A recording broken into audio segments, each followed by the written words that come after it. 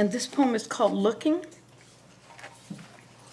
In the dawn, I saw stars reversing clouds. I saw clouds pretending to be sky, and a jet's plume speaking. This was winter, in a place where seasons teach. That would be here.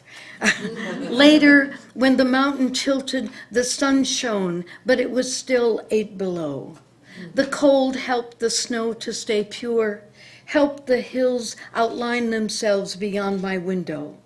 The road contributed to the whole idea of perspective, yet I understood how the ancient painters leveled everything, how vision was only an autistic's dream. While I look, the dogs rhythmically chewed their bones until the daily news was delivered by the small car with the yellow sun. Then they barked. Kol haolam kulo gesher tzar meod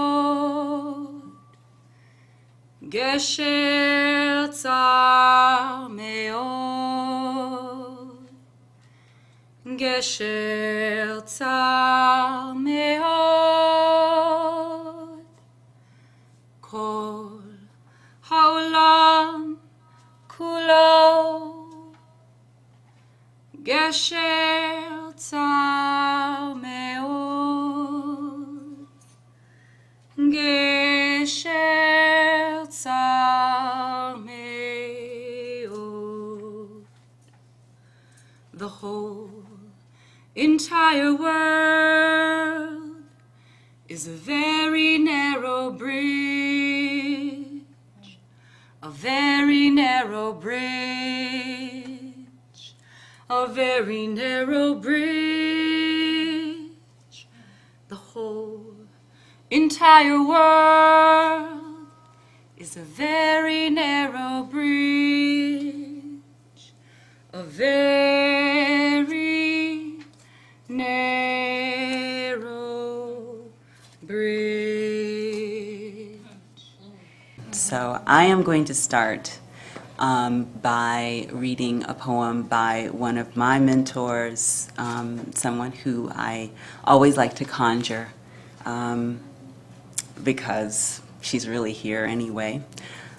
This poem is called Study the Masters, like my Aunt Timmy.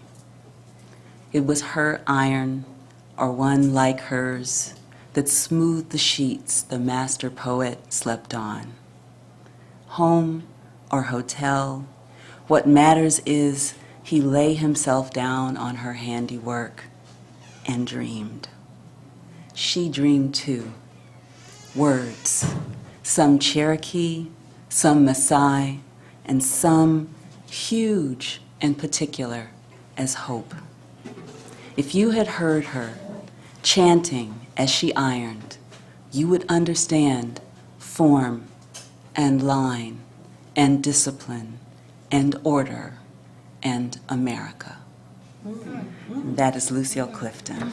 So I was just in a wonderful workshop with Evie and Alana about activism and poetry, and they were talking about how in so many traditions everything begins with a poem. So I'm going to start with a poem of mine that's going to set up the story I'm going to tell, and then I'm going to try and tell the story. So the poem is from a project I've been working on for many years, and they are secular, non-religious, non-prayer prayers. And so this is, I'm going to recite the one that's been the most reprinted since I started doing this. This is a non-prayer prayer. Everyone is younger and thinner than I am. So what, so what, so what, amen. Lord itemized several key concerns shaped by her consultations with Pressman and Cunningham Rundles, these were other doctors, including the Iscador injections, the prognosis, the best way of monitoring liver cancer, how often she should be tested, and undergoing hypothermia. Kruger told her the prognosis was maybe 5 years. but it was hard to say, as prognoses were so highly individualized. He also encouraged her not to be stoic and to be attentive to her body's signs.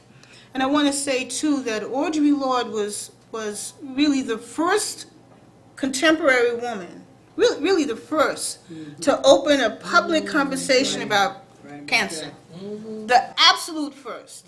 Absolute. So all of this conversation, all of this discourse that we're having today is because she had that wherewithal. She made that conversation possible. Prior to Audre Lorde, women did not discuss having breast cancer.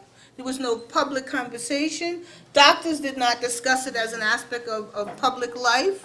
And there was no real conversation about living without a breast or both breasts. And Lorde refused